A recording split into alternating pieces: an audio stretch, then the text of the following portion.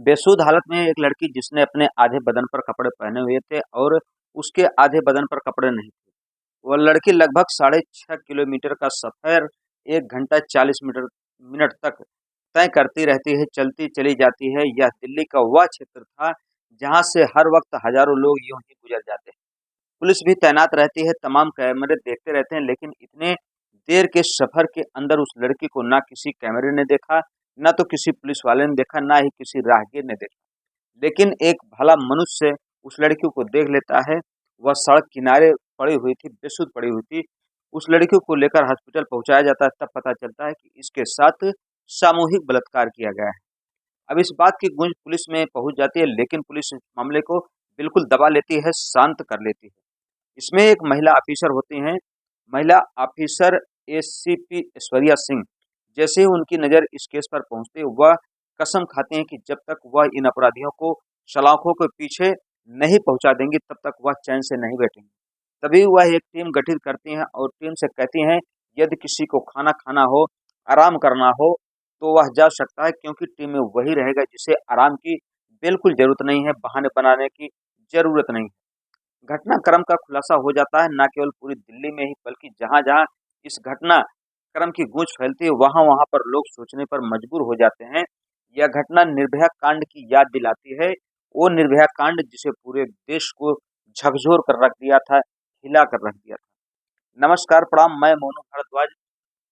आज की जो सच्ची घटना आपको सुनाने जा रहा हूँ, वह सच्ची घटना है राष्ट्रीय राजधानी दिल्ली की। जो काले खां का एक इलाका होता है, फुटपाथ का एक किनारा।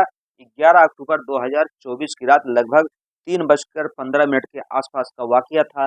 नौसेना का एक अधिकारी निकला हुआ था, जा रहा था, तभी उसकी नज़र फुटपाथ पर पड़ी हुई थी। एक लड़की पर पड़ती है। उस लड़की के तन पर आधे कपड़े थे और आधे से ज्यादा बदन उसका खुला था, कपड़े नहीं थे। उन्होंने जब करीब जाकर देखा तो उस लड़की को देखा तो उसके रोंगटे खड़े हो गए, क्योंकि उसके प्राइवेट पार्ट से लगातार ब्लड बह रहा था। वह सोच लेता है कि कुछ न कुछ इसके साथ बहुत ज़्यादा गड़बड़ हुआ है। तुरंत ही वह पुलिस कंट्रोल रूम को फ़ोन करते हैं। फ़ोन सुनने के बाद पुलिस की जो टीम होती है मौके पर पहुंच जाती है।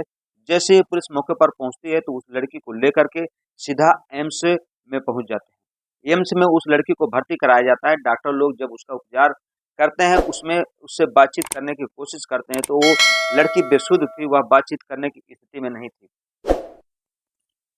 ऐसा लग रहा था जैसे उसके दिमाग पर कोई भारी असर हुआ हो, कोई सदमा पहुंचा हो। जाहिर-सी बात है कि जब डॉक्टर साहब ने बोला कि कोई भी समझ जाएगा, दरअसल उसके साथ एक बार नहीं, बार-बार रेप किया गया था, वो भी सामूहिक बलात्कार किया गया था। कौन थे वो लोग, किसने किया था इस घटना को? अब ये सवाल उठता है, कैसे तलाश करें, कैसे ढूंढें? बस इसी बात को लेकर पुलिस के लिए चुनौती बन जाती है। पुलिस आखिरकार करे तो करे क्या? अब उस लड़की से बातचीत करने की कोशिश कर रहे थे, तो वह बेसुध हो जाती है, मानसिक रूप से परेशान हो जाती है। डॉक्टर उसका उपचार और भी मेहनत से करते हैं और कहते हैं कि अगर नौसेना का अधिकारी इस लड़की को सही समय पर नहीं देखता और हॉस्पिटल नहीं लाता, तो यह लड़की निश्चित तौर पर मर जाती, क्योंकि इसके प्राइवेट पार्ट से काफ़ी ब्लड जो है वो बह चुके हैं। दोस्तों, एसीपी ऐश्वर्या सिंह इस मामले की अगुवाई कर रही थी। वह काफ़ी परेशान हो जाते हैं कि दरिंदों तक पहुंचा जाए, कैसे उनको ढूंढा जाए। तभी वह एक दिमाग में उनके एक आइडिया आता है। वह एक वर्दी वाली महिला को पकड़ती हैं और उसे कहती हैं, तुम्हें एक सोशल वर्कर महिला बनना है और उस लड़की के पास जाना है। दोस्तों, उसको काफ़ी अच्छे तरीके से समझाया जाता है, बताया जाता है। तब वह महिला जो पुलिस की कांस्टेबल होती है, उस लड़की के पास जाती हैं सादे ड्रेस में और उसकी लगातार सेवा करते हैं सोशल वर्कर बन के। दोस्तों, 1 से 2 दिन, 3 दिन जब बीत जाता है, तब उस लड़की को ऐसा लगने लगता है कि मेरी सुख-दुःख सुनने वाला कोई आ गया है। जब उस लड़की से पूछा जाता है, तो वह लड़की ज़ोर-ज़ोर से चीखने लगती है, चिल्लाने लगती है। तब वह बताती है कि वह उड़ीसा की रहने वाली है। वह एमएसडब्ल्यू यानी कि मास्टर ऑफ सोशल वर्क, साथ ही नर्सिंग का जो कोर्स होता है उसने उसे किया हुआ है और समाज में सेवा करने के उद्देश्य से उन्होंने ऐसा कोर्स किया था। दोस्तों, तभी उसका एक दोस्त होता है जो दिल्ली में रहता है। वह उसे बुलाता है और कहता है कि यदि तुम्हें अपना करियर बनाना हो, तुम्हें बहुत आगे तक पहुँचना हो, तो तुम्हें दिल्ली आ जाना चाहिए, क्योंकि यहाँ पर काफ़ी अपॉर्चुनिटी हैं, यहाँ पर तुम्हें काफ़ी वरीयता मिलेगी और आगे बढ़ने के लिए तुम्हें मार्ग मिलेगा, तब वह लड़की उड़ीसा को छोड़ करके दिल्ली में चली आती है।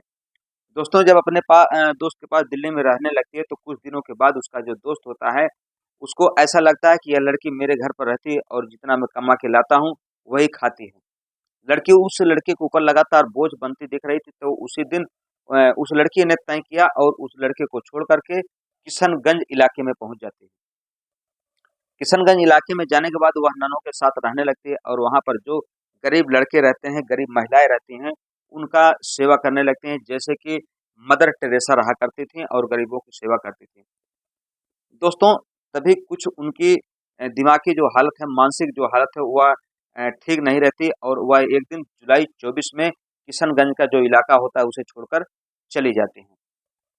दोस्तों चले जाने के बाद उस महिला की जो हालत थी दिन पर दिन बिगड़ती ही चली जाती है और वह लगातार इन सेवा का जो अफ मार्ग होता है, उस मार्ग से भटकती नहीं, लगातार सेवा करती रहती हैं। अब वह कभी ओवरब्रिज के पास, कभी रेलवे स्टेशन के पास, कभी बस स्टॉप के पास, तो कभी फुटपाथ पर रहने लगती है। लेकिन वह यह नहीं जानती कि दिल्ली जो है, वह राजधानी ज़रूर है लेकिन सुरक्षित नहीं है। दोस्तों तभी एक रात आती है, 11 अक्टूबर 2024 की रात, लगभग 9 बजे के आसपास आईटीयू राजघाट के पास 2 व्यक्ति आते हैं। एक का नाम होता है प्रमोद उर्फ बाबू, जो कि उत्तर प्रदेश के अंबेडकर नगर का रहने वाला है। दूसरा होता है शमसुल उर्फ राजू, बेगूसराय बिहार का।